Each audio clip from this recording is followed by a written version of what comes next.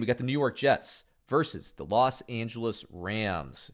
This is going to be a game that we should see some points. In fact, we have projected 35 projected points. That cannot be right.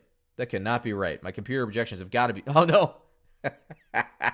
Yeah, it doesn't project that the New York Jets will score very well. So we think we'll get some points out of the Rams. I'll get back to that in a bit. Let's talk about fantasy football starters.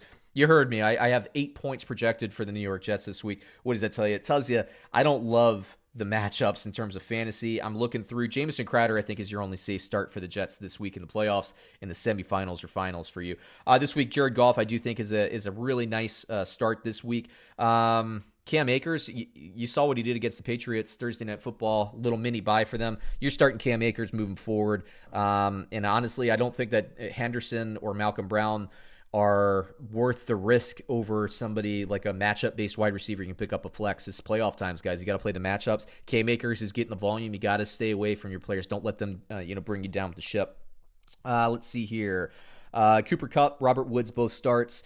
And Higbee, who I've hated in terms of fantasy football over the last few weeks. I do think he gets into the end zone this week. Now, it could be Gerald Everett. I mean, there's always that risk, but this is the highest projection I've had on Higbee in probably 2 months of football here. So I think you can start Higbee in this matchup. And like I said, I do think the Rams score some points. So let's get back to the spread. Now, look, plus 17. New York Jets plus 17. I'm not going to lay down 17 points. It's too much. But the projection here is New York Jets 8 versus the Los Angeles Rams at 28.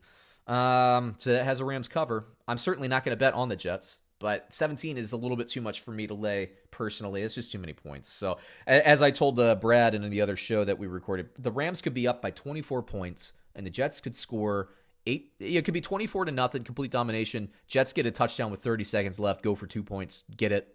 Screw the cover. I'm just not going to do it. Rams dominate certainly, but I'm staying away from the game. Next game, we got